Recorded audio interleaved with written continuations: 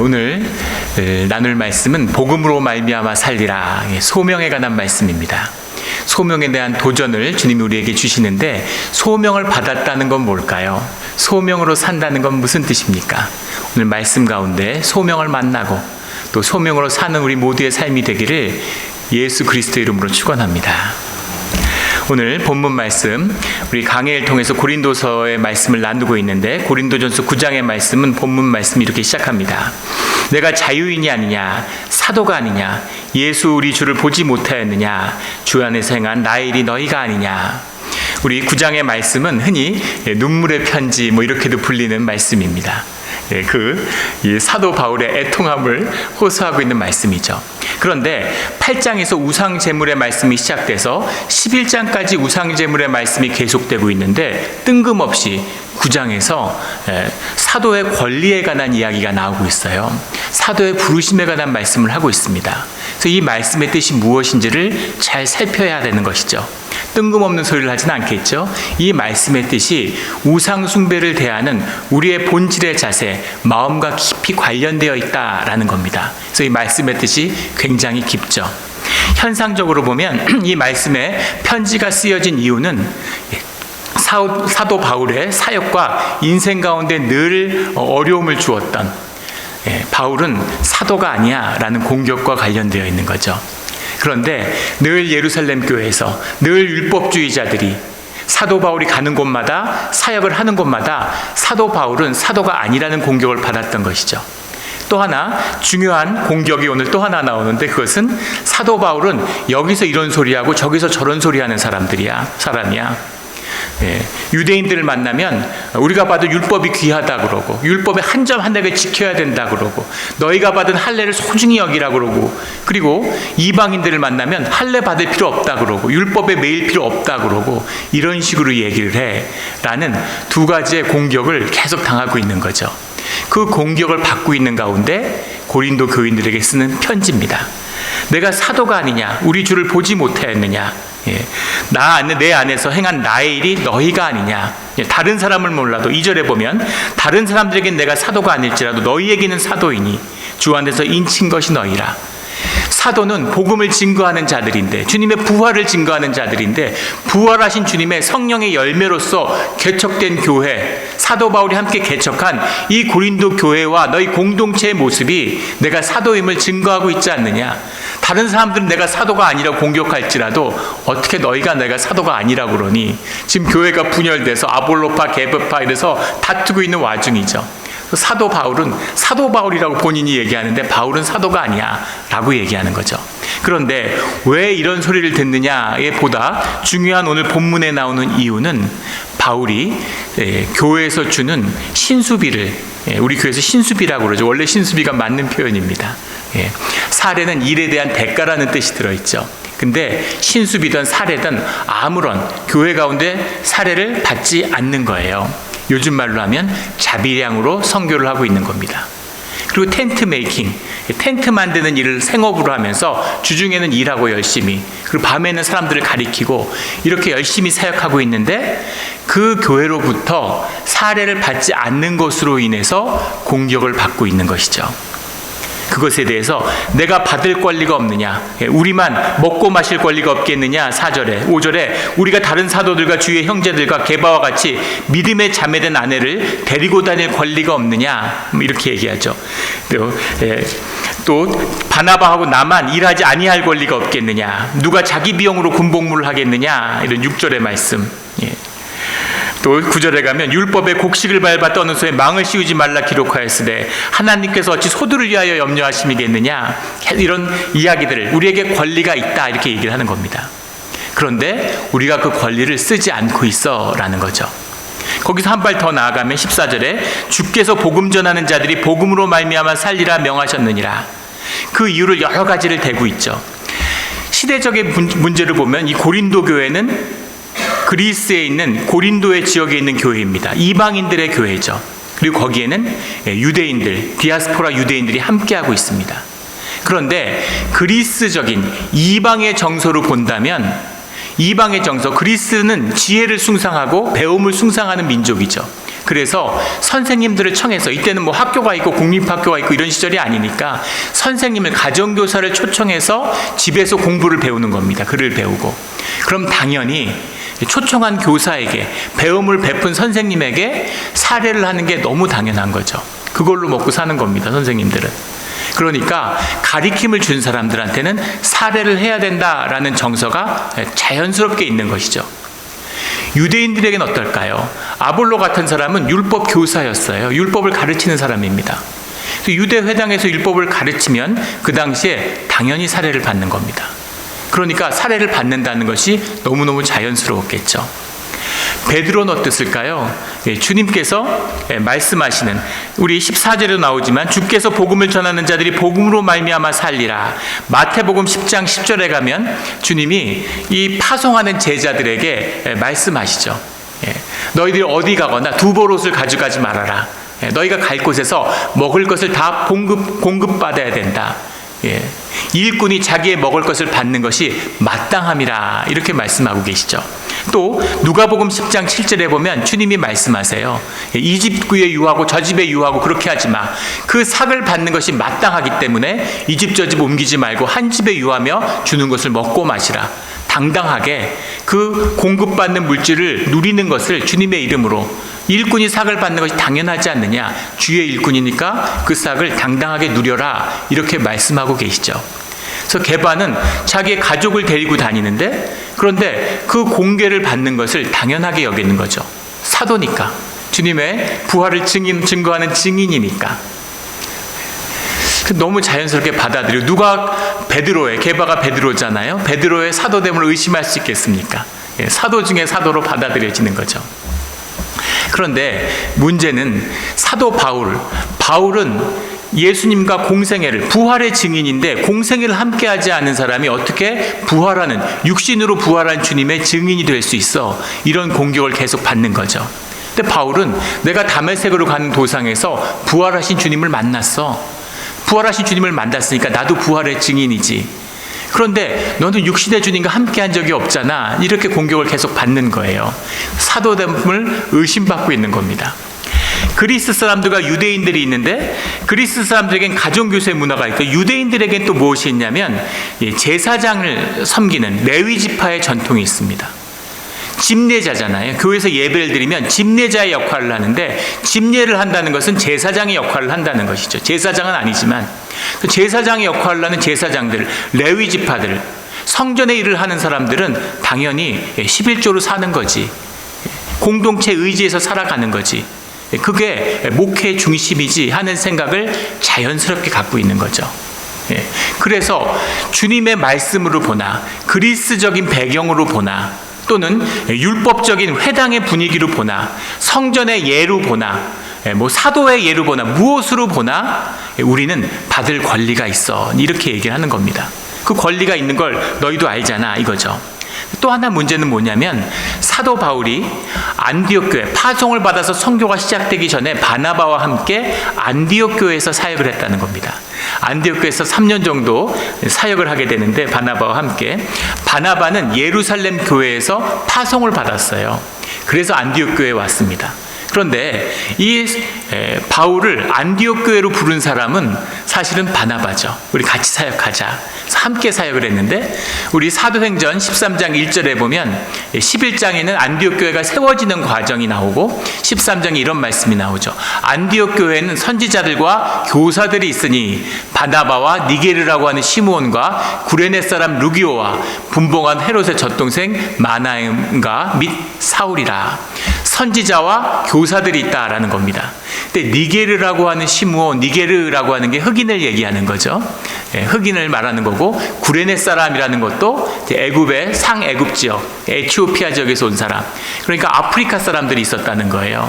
그래서 굉장히 다양한 사람들이 모인 그런 공동체였다는 걸 알 수 있겠죠. 근데 바나바는 선지자로 부름을 받았는데 쭉 이름이 나오고 사울이 나오는데, 사울의 역할은 안디옥 교회에서는 교사였다는 겁니다. 그래서 교사로서, 성경 교사로서 파송을 받았지만, 그 사도행전을 보면 사도로서의 부름을 받고 그 안에 소명으로 거듭나는 말씀들이 나오죠. 그 말씀을 받았기 때문에 사도의 사명을 가지고 고린도 교회를 개척했는데, 그린도 교회에서 사역을 하고 한 마음이 되는 코이노니아를 경험했는데 사도 바울이 떠나고 난 뒤에 교회가 분열되고 어려움을 겪고 있는 거죠. 이런 상황인 겁니다. 이런 상황에서 내가 사례를 받는 것이 당연한 권리가 있지만 내가 받지 않았어. 왜냐하면 너희들이 아직 연약하기 때문에 내가 유모와 같은 마음으로, 어머니의 마음으로 이제 갓 신앙생활하는 너희들한테 시험에 들지 않도록 부담을 지우고 싶지 않아서 그래서 내가 일을 하면서 살아가는 거야. 이런 얘기를 하는 거죠. 그런데 그 모습이 두 가지로 공격받고 있는 거예요. 하나는 유대인들은 네가 만약에 사도라면, 제사장의 직분을 맡은 자라면 어떻게 가서 생업을 할 수가 있니? 목사님들이 목회를 하는데 지금도 심지어 그런 게 남아있죠. 어디도 그런 걸 규정하지 않지만 목회자로 부름을 받으면 아무리 가난하고 어렵더라도 전심으로 교회 일에만 힘써야 된다, 이런 뜻이 있어요. 살 수가 없죠. 너무 어려워서. 그래서 목사님들이 무슨 우버 택시 같은 거 아르바이트 하는데 조용조용 아무도 모르게 합니다. 누가 알면 덕스럽지 않다고 생각하기 때문인 거죠.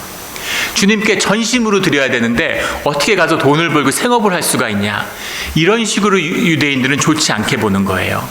근데 히랍 사람들, 그리스 사람들 눈에는 그게 어떻게 비치냐면 그리스 시대는 분명한 계급 사회입니다. 물론 어떤 사회나 계급 사회였지만 그래도 적어도 유대인들은 하나님 앞에서 다 평등하고 하나님 앞에서 하나라고 하는 것은 알고 있죠.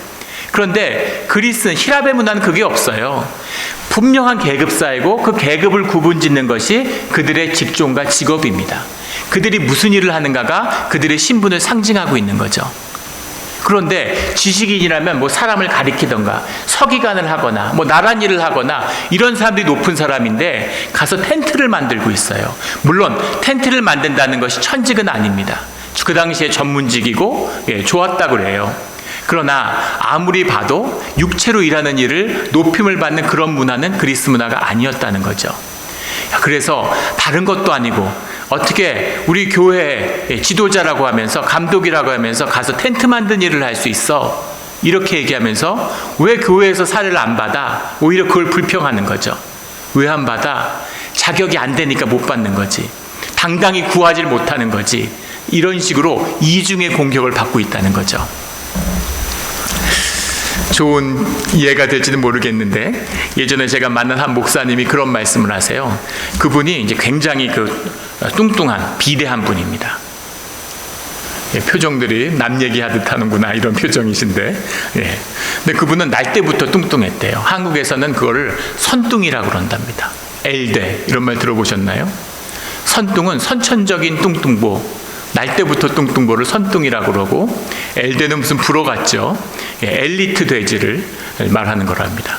한 4.5kg, 4.8kg로 태어나서 어릴 때부터 쭉 이제 돼지로 크는 거죠. 일생 동안 뚱뚱한.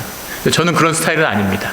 결혼 이후에 한 땀 한 땀 노력으로 이룬 그런 살집이죠. 그런데 이분이 항상 일생 가운데 늘 뚱뚱했는데 목회자의 부름을 받고 열심히 목회를 하고 있는데 어느 날 교인들이 하는 소리를 지나가다가 들었대요. 근데 뭐라고 한 집사님이 얘기하냐면, 목사님이 너무 뚱뚱하니까 설교 말씀을 듣는데 은혜가 안 된다고.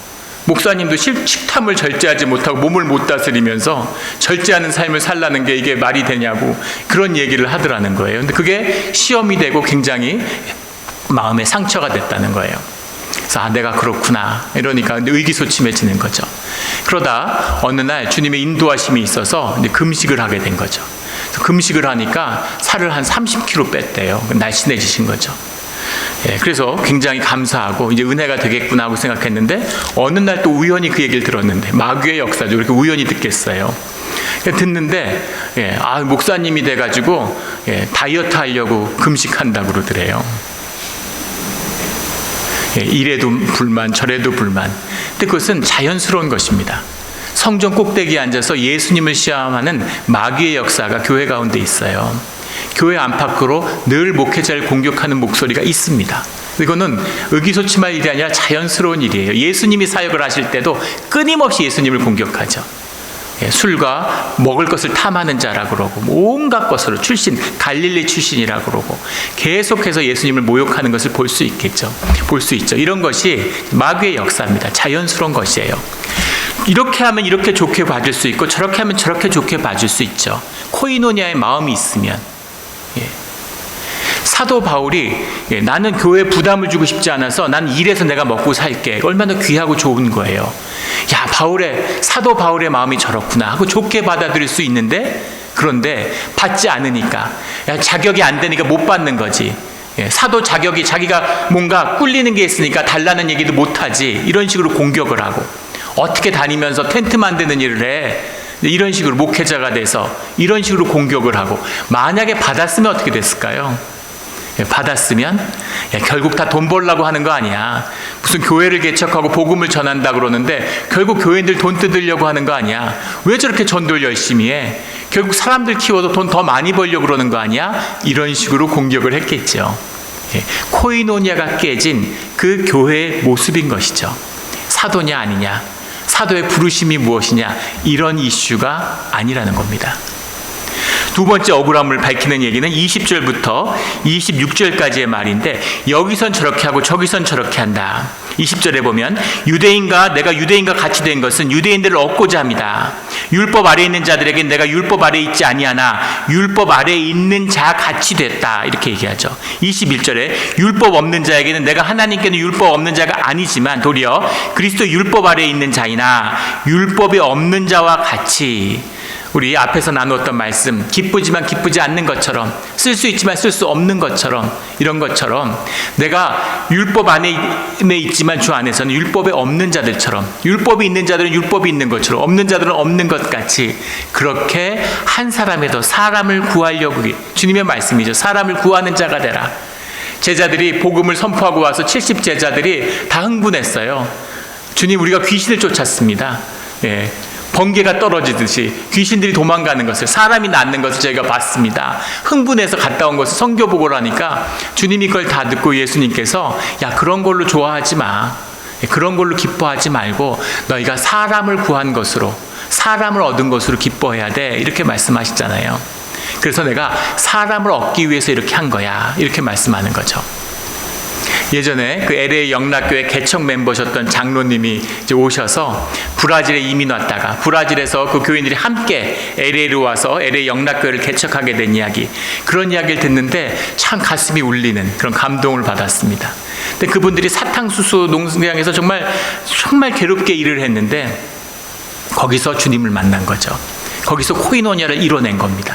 LA에 왔는데 그 이민자들, LA는 미국이니까 좀 낫겠지. 근데 브라질 못지않게 고통받는 많은 이민자들, 예전의 이민의 모습이잖아요. 제일 어려운 분들이 부두 하역 노동자들이랍니다. 그게 시작인데 너무너무 힘들다는 거죠.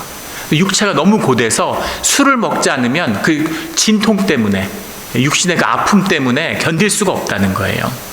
당신도 해봤기 때문에 알기 때문에 장로님이 매일 저녁마다 소주를 2-3병씩 사가지고, 어떨 때는 뭐 한 10병씩 가져가서 그 한국 노무자들하고 같이 앉아서 술을 드셨다는 거죠. 그들과 삶이 연합돼야 삶의 복음이 나눠질 거 아닙니까?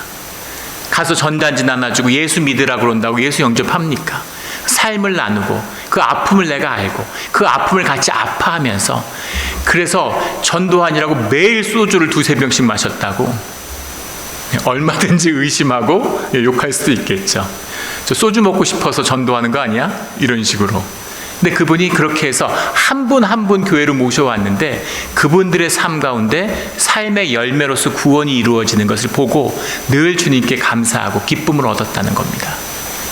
이게 자유인의 모습이죠. 율법에 얽매이지 않고 누구 눈치 보지 않고 누가 뭐라든 주님 안에 그 기쁨으로 살아가는 자의 모습입니다. 내가 사람을 구하려고 이방인들한테 가서 이방인처럼 했고, 그리고 이 히랍 문화에서 자란 유대인 2세잖아요, 바울은. 그러니까 그들 문화도 잘 알고 유대 문화도 잘 아니까 유대인을 만나면 유대인처럼, 그리스 사람들 만나면 그리스 사람처럼, 그리스 말도 히라벌도 잘하고 이러니까 그렇게 어울리면서 복음을 내가 선포했다. 23절에 내가 복음을 위하여 모든 것을 행함은 복음에 참여하고자 함이라. 복음과 하나가 되고 싶었다. 복음이라는 건 컨텐츠도 아니고 우리가 전달하는 무슨 이야기도 아닙니다. 복음은 우리 삶의 능력이죠. 우리의 삶이 변화되는 것입니다. 그 삶을 살아가는 이야기죠. 그래서 그 복음에 내가 동참하고 복음의 일부가 되길 원했기 때문에 그래서 그 사람들과 함께 어울린 거다. 그런 이야기죠. 그 이야기를 하면서 아주 중요한 얘기를 하는데 16절부터 19절까지 그렇게 한 이유를 말씀하고 있습니다. 17절에 내가 내 자의로 이것을 행하면 상을 얻으려니와 내가 자의로 아니한다 할지라도 나는 사명을 받았노라. 사명, 소명을 받아서 주님의 명을 받았기 때문에 그 사명 때문에 이 일을 행한 것이다. 그래서 내 상이 무엇이냐 18절에 내가 복음을 전할 때 값없이 전하고 복음으로 말미암아 내게 있는 권리를 다 쓰지 아니한 이것이다. 내 권리가 있지만 쓰지 않고 그것을 아끼고 복음을 위해서 애쓴 그 상이 무엇이냐면 내 사명으로 사는 주님의 사명으로 부름받은 내 삶이 내 상이 됐어. 이 말씀이죠. 이것이 전도자의 복이고 크리스찬의 복이고 상입니다. 사명을 받고 일을 한다는 건 주님의 일에 부름 받아서 이건 내 일이 아닌데 주님의 일이니까 이건 내 게 아닌데 주님이 하라고 하니까 이런 것이 아니라 소명을 발견한다는 건 무슨 말씀이냐면 나의 나됨을 찾았다는 이야기입니다. 주님 안에서 나의 나됨을 찾아서 내 삶을 나의 나됨을 사니까 그 기쁨과 피어나는 그 떳떳함과 내 생명의 다스림의 권세가 올라오는 것을 느끼고 경험하게 되죠. 이걸 경험하니까 기쁘고 즐거운 거예요. 나를 위해서 불러주신 것입니다. 나를 위한 것이에요. 내가 뭐를 좋아하는지 요즘 젊은이들을 보십시오. 대학을 졸업했는데도 전공을 했는데도 자기가 뭘 좋아하는지를 몰라요. 뭘 잘하는지 뭘 좋아하는지 뭐에 기쁨이 있는지를 어떻게 합니까? 제가 예전에 만났던 청년은 맨날 첩보 영화 같은 걸 보고 그런 걸 너무너무 동경한 겁니다. 그래서 첩보 기간에 들어갔어요. 공부를 열심히 해가지고 시험 봐서. 첩보 기간에 들어가면 첩보원이 될까요? 007 될까요? 매일 책상에 앉아서 사무 보고 전화 받고 이러고 있는 거죠. 그래서 답답해서 죽으려고 그래요. 난 이러려는 게 아닌데. 근데 첩보원이 되면 목숨을 걸고 잠입을 하고 그러면 즐거움을 느낄까요? 그럴 수도 있지만 모릅니다. 왜냐하면 내 사명은 생각에서 오는 게 아니라 내 몸에서 내 소명에서 오는 것이기 때문인 거죠. 나의 나됨으로 내가 정말 다 각양각색으로 만들어졌는데 내가 누군지 뭘 좋아하는지 뭘 잘하는지 어디서 기쁨을 느끼는지 어디서 가치와 의미를 찾는지를 결정하는 것이 주님이에요. 주님과 함께하지 않으면 삶이 피어나질 않습니다. 삶의 능력이 없어요. 그 능력과 삶을 찾아서 나는 전도자로 부름을 받았구나. 사람들에게 전도를 하니까 이렇게 기쁘고 좋구나. 그러니까 낮에 일을 하고 밤에 사역을 해도 힘들지가 않은 거죠. 너무너무 좋은 거죠.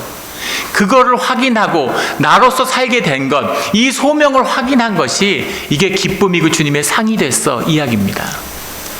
하나님의 일을 하는 사람들은 하나님께 상을 받아야 돼요. 그것이 그 일에 대한 주님의 삶에 대한 사명이고 대가이고 상이기 때문입니다. 예전에 교회에서 사역을 열심히 하던 분이 있었습니다. 그런데 우리 코로나 봉쇄가 끝나고 나니까 교회를 떠나셨어요. 여러 번 찾아갔는데 교회를 안 나오는 이유를 도대체 모르겠더라고요. 왜 그 일을 그렇게 열심히 하셨는데 왜 갑자기 안 나올까? 제가 직접 들은 이유가 한 10가지 되고 전에 들은 이유가 한 10가지 됩니다. 이유가 점점 많아져요. 생각이 움직이는 거죠. 그런데 제일 마지막으로 만났을 때 정말 제가 궁금해서 여쭤보는 건 한 번만 진실하게 진짜로 왜 안 나오시는지 한 번만 얘기해 주시면 안 되겠냐고. 그러니까 그분이 뭐라고 얘기하시냐면 집사님이 교회에서 당신을 세워주지 않았다, 높여주지 않았다 이렇게 얘기하시더라고요. 높여주지 않았다고. 그래서 많은 분들이 높여주지 않으셨냐 그러니까 그거보다 더 높였어야 된다는 거죠. 주님만을 높이고 나를 낮추는 것이 부름받은 자의 소명이죠. 그런데 하나님의 상을 받지 못한 거죠. 그 모든 봉사와 헌신이 나의 나됨이 아니었던 겁니다. 그거는 하나님의 일도 아니고 헌신도 아니에요. 그건 에고의 일이죠. 주님의 일이 아니라. 주님의 상이 없으니까 인간에게 상을 구하는 겁니다. 사람들에게 인정을 받던 높임을 받던 무언가가 사람들로부터 와야 되는 거죠. 보상이 있어야 되는 겁니다. 그런데 사람에게 보상받아서 뭐 하겠어요? 작은 공동체에서 하늘같이 떠받들면 들면 뭐 하겠습니까? 나의 나됨을, 주님의 부르심 속에서 내 삶이 피어나고 내 가족이 피어나고 내 자녀들이 복받는 것을 보고, 야, 주님이 이런 분이시구나, 이런 것을 누리는 그 기쁨이 있어야죠. 야, 내가 작은 일을 했는데 이런 상을 받다니. 10년 전에 제가 이 몬트레일에 내려올 때 마음이 쉽지 않았습니다. 다른 교회에서 청빙이 있었는데 그 교회 분들이 사실은 저를 굉장히 아끼고 기다려 주셨어요. 지금도 평생 기다리고 있다고, 언젠간 오실 거라고 믿고 있다, 이렇게 얘기하십니다. 근데 그 교회를 등을 쥐고 여기 내려오는 마음이 쉽지 않았습니다. 그때 여러분에게 기도 부탁을 드렸는데 청빙을 바꾸서 사실은 기도를 했어요. 생각을 못했기 때문에. 근데 제가 의견을 구했던, 조언을 구했던 많은 믿음의 선배들이 다 가지 말라고 했습니다. 우리 노회에 있는 목사님들도 다 거긴 아니라고, 다 가지 말라고, 노회에서는 우리 교회를 클로즈할까 말까 맨날 회의하고 이러던 때죠. 근데 한 분 전도사님이 저를 위해서 오랫동안 기도해 주신 분인데, 또 다른 교회를 가면 사람들이 기뻐하지만 몬트레일로 가면은 주님이 기뻐하신다고 그렇게 얘기했는데, 그것이 마음을 울렸습니다. 주님이 기뻐하시는 일, 주님의 일을 해야지. 그리고 내려오는데 비장한 각오로 내려왔어요. 자식들한테, 애들한테 미안했습니다. 그래도 주님이 기뻐하시는 일을 해야지. 그때 임시 당회장하던 목사님이 마지막으로 아이들을 생각해서라도 여기 오지 말라고 했습니다. 그런데 그럼 비장한 각오로 내려왔지만, 내려와서 보니까 주님이 은혜의 자리로 불러주셨구나.